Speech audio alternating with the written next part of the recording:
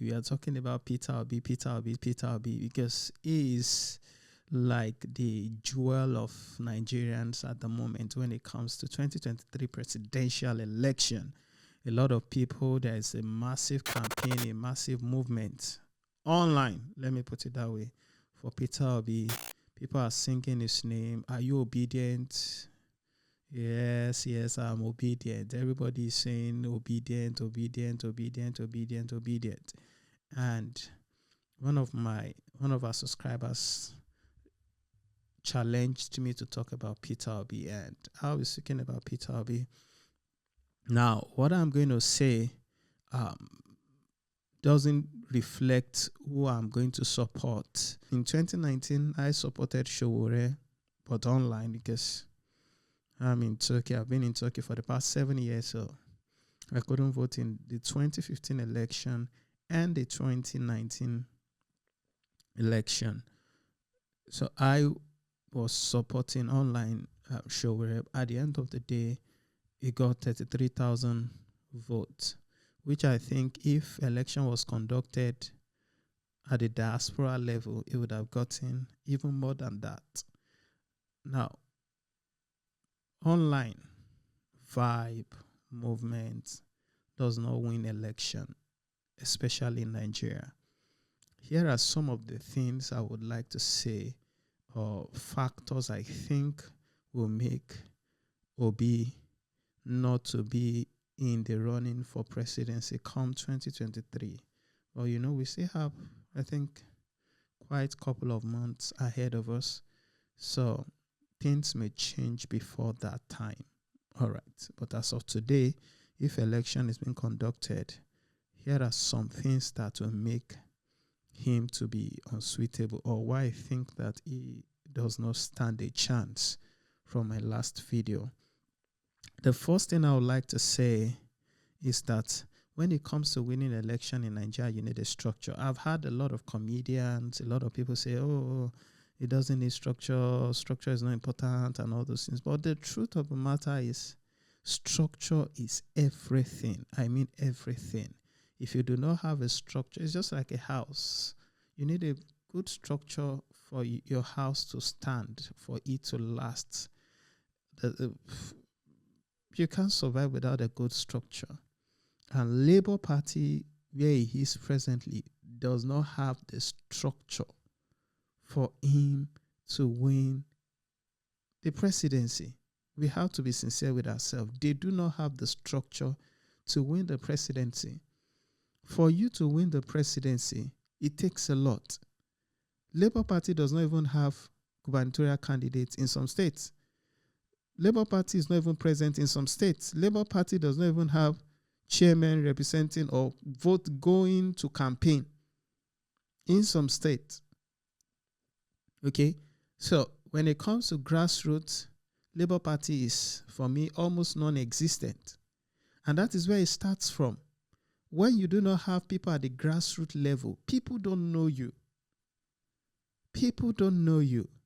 So it's very, very important that we make this clear. Oh, celebrities can come online and say all sorts, oh, vote for this. In 2015, a lot of celebrities supported Jonathan. They sang for him, they did everything. Jonathan still lost.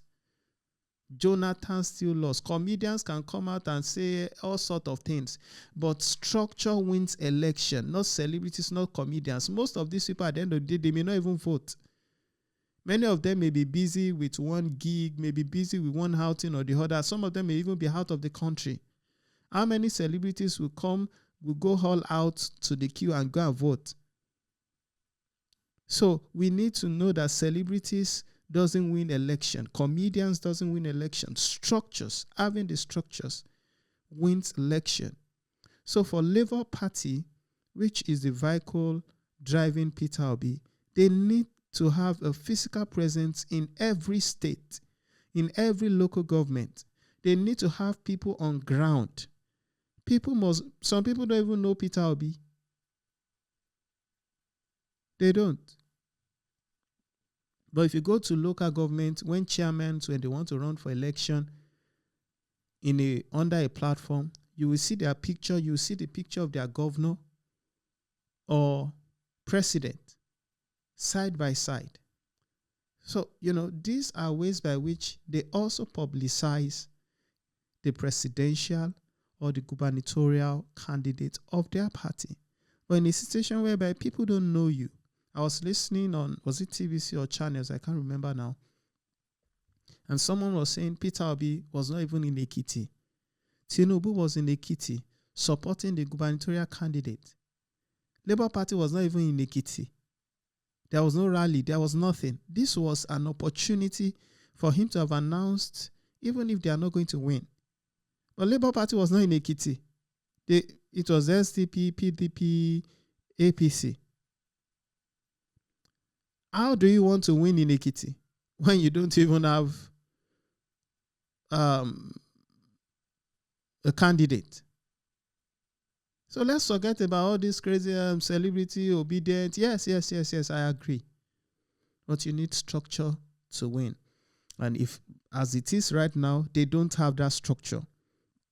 Now, let's assume at the end of the day, he wins the presidency. He will be handicapped. There is no how he can function properly. There's no how he can implement his policy, because Labour Party, they don't have people running for, or they don't have candidates. They cannot win the House election. I'm very sure that if Obi wins the presidency, Labour Party will not be the party that will control the House or the Senate. It's either PDP or APC. So, and if they are controlling the Senate, they can gang up and impeach him. And once he's impeached, they can bring in anybody. The Senate president, the number 3 citizen, can be the president. Now, for him not to be impeached, he needs to dance to their tune. That means the cost of governance will remain the same. If he says, oh, I'm not going to spend this, I'm not going to do this, I'm not going to, but he still needs the House, he needs the Senate. And this is where we need to really decongest the funds. The funds we spend maintaining the lower and upper chamber in Nigeria is too much. Our lecturers are at home. ASU is on strike. A lot of associations are going on strike, but yet the cost of governance is increasing every year. So when Obi comes in, because he's scared of impeachment, he can really do nothing. So for there to be an overhaul, for there to be a revolution, it's not just one man. We have seen that Buhari alone cannot save Nigeria. In fact, it has gotten worse. It has gotten worse under Buhari. That means Labour Party needs to go all out, not just for the presidency, both federal, the House, and the Senate. They need to have a presence. They need to build coalition. All these things are very important come 2023. But at the moment, they don't have that structure. So, it's very, very important that we know that online, YouTubers, celebrities, they can do little when it comes to, yes, publicity, the vibe, we can raise their awareness, but they need to go. There are lots of people who are not even online. There are lots of people. So that's the first thing I think will work against Peter Obi come 2023. The next thing is, for you to win election in Nigeria, you need money. And our father, our Reverend Father, said Peter Obi is a very stingy man. Very, very stingy. Imagine. Well, Peter Obi is a stingy man. So he cannot win. He cannot even break cola. Imagine. Peter Obi could not break cola. I didn't say so. Reverend Father said so. And who am I? If Reverend Father could say such a thing, who am I to go against Reverend Father? A man that cannot break cola cannot win the Nigerian election. You need to break cola in every region of the nation, of the country. Every region. You need to break cola. you need to break cola. So he needs to work on those cola not breaking a lot. He really needs to work on it. You need money to do so many things. Mobilization. For you to be present in every state, you need money. For you to have people who will speak for you, you need money. You need to go to some certain places and raise the awareness. You need to penetrate into the north. You need money. You need to attend rallies. You need money. You need to go to town hall meetings. You need money.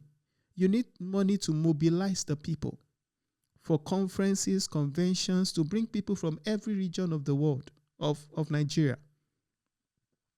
So money is involved. I'm not saying the money that you would use to bribe politicians or to bribe people. No.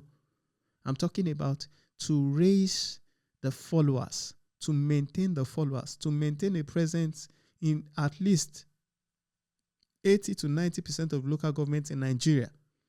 So you need money. You need offices, you need outlets where people can go to and get information about the person of Peter Obi. This is very, very important. Just look at Ekiti election. Look at the amount of money that was in circulation. We all saw the clips of vote buying. People are, how much? 5,000, 10,000, like that. Election is for the highest bidder. But there is, how do I put it? I think that there is a way out. If we look at the election in Ekiti, for example, over 50% of the people did not vote. So if he can tap into that electorate that did not go out to vote, then he stands a chance. But for you to tap into that electorate, you need money. You need to advertise on radio stations, local stations. You need billboards, a lot of things. So money and money and money is involved. And when you are dealing with other parties that are ready to spend and spend and spend and spend and spend, not just naira but dollars, that are ready to rain down dollars, then you need to go all out. So he needs money in order to win election, and he doesn't have that. Another thing is that Southeast cannot win the presidency. That's just a simple truth. He is from the Southern East, and the vibe I'm getting right now is, the Southeastern people, they are all supporting Peter Obi. Southeast alone cannot win you the presidency.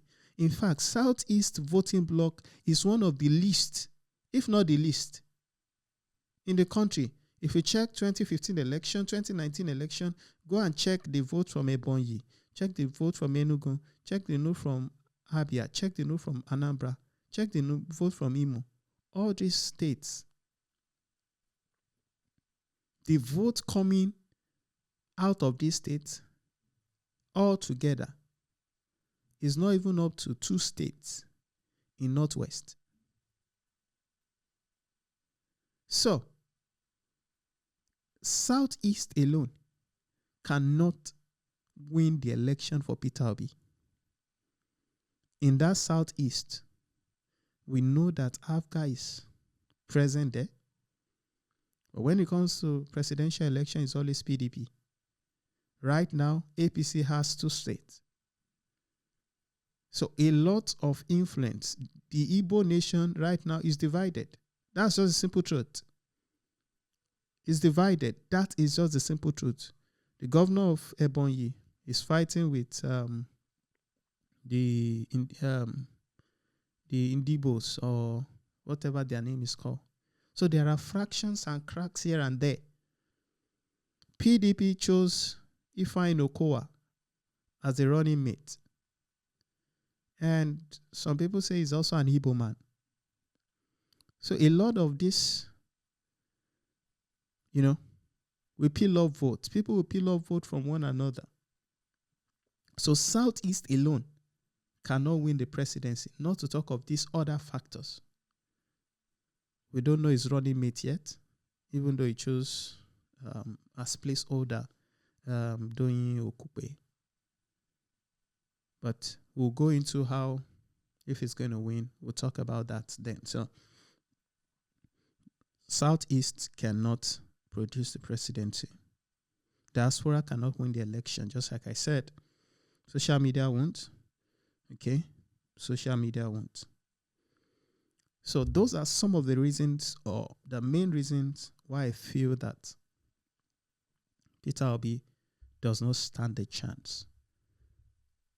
He doesn't stand a chance because the Nigerian society, just like I said in my last video, the Nigerian society is not sophisticated enough to produce a Peter Obi. The political elite in the country have strategized, have discovered that the more you have people below $1 level per day, the more impoverished the people are. The more you reduce the middle class, the more you shrink the middle class, the better for them to win election. It is very easy to bribe someone who is hungry with 5,000 and get their vote than to bribe a middle class. That is why if election is being conducted in the diaspora level, where money will not stand a chance, you see a lot of people say Peter Obi, Peter Obi, Peter Obi, simply because they understand that money and policy takes the lead.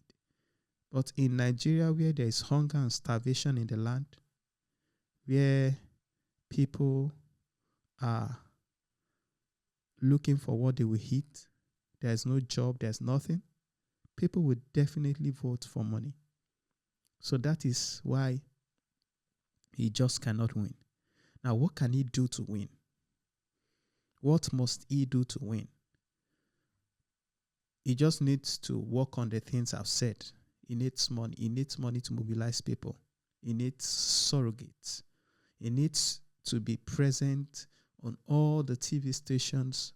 He needs people who will, talk on his policies. Take a look at Atiku. Even though he has not, I don't know his media campaign director right now, but there is one man I so much love, which is Shegun, I think Shoumi is from Ogun State. When the man speaks, or when the man represents Atiku on here, this man is articulate. He wins his argument. These are people who can discuss policies. These are people who are intelligent and who knows what it takes to represent even the devil. I'm not saying Atiku is the devil. APC, they also have right now Femi Fani-Kayode and some other intellects or great minds who are speaking for them. So Obi also needs people like that who can go all out in every region, especially in the north. Not people who speak English. No. People who speak the language of the people. Go to BBC Hausa, go to all because that is what most of these people listen to. They don't listen to channels, TVC, and no. Many of them don't even understand English. So he needs surrogates on TVs. He needs to enlighten the people. Look, the problem we have is mobilizing the people. Take, for example, look at Lagos. Lagos, they have over 5 million people who are eligible to vote. But at the end of the day, in the last 2 presidential elections, Lagos have registered, let's say, 1.3, 1.4 million votes. Where is the remaining 3 million votes? They stay away. Lagos, that has the largest population in Nigeria, is not even number 5 when it comes to voting. So people don't vote. In the last 2 presidential elections, less than 40% of people voted. Accredited voters, and the number of people that voted, less than 40% of people voted. Meaning that we have 60% who stayed away. 60% could have elected the president. So he needs to go all out. I see people, I see priests holding, if you don't have PVC, don't come to my church. You cannot take mass. You cannot take Holy Communion. Everybody get your PVC. It should not stop there. People should be encouraged to go out and vote. What's the essence of having PVC and you are not voting? The goal should not be people should have PVC. The goal should be people should be enlightened to go out there and vote. People can have PVC and still not vote. There has to be a campaign for people to understand the reason why they need to vote. If Nigeria is doing great, amazing, if things are working in Nigeria, what will people like me be doing in Turkey? What will people be doing outside the country? People want to stay in Nigeria. Nigeria is a great nation. We have everything it takes. If we have leaders doing what is right, in the next few months, I'm off to Nigeria. Well, what am I doing here? There is no place like home. So, I strongly believe that people need to be sensitized in the church everywhere on the need to vote. Don't just get your PVC. It should not stop at that. Get your PVC and vote. It needs to go for rallies. That means it needs money. If he's a stingy man, which I like people who are stingy, as long as they are doing the right thing. It needs money. How can it get money? Maybe through GoFundMe. You can raise GoFundMe. I don't think there's anything wrong in that. You can tap into the Diaspora network. People send money, billions of dollars every year back home. If he can mobilize people in the diaspora, definitely. If a pastor in America can contribute 100 million to get presidential nominee ticket, then people will be willing to pay more abroad if he can network properly. He needs grassroots, he needs people in every facet, in every area. He needs to build coalition. He needs to understand where the voting bloc comes from. The main voting bloc is in the north, the northwest, and the northeast. Not the south, not the southeast. Well, sorry, not the southeast, not the southwest. The presidency is decided in 3 states in northwest. It's decided Kano, Katsina, and Kaduna. These three states alone gives over 4 million votes in every election cycle. So if you can win in these 3 states, definitely you are getting there.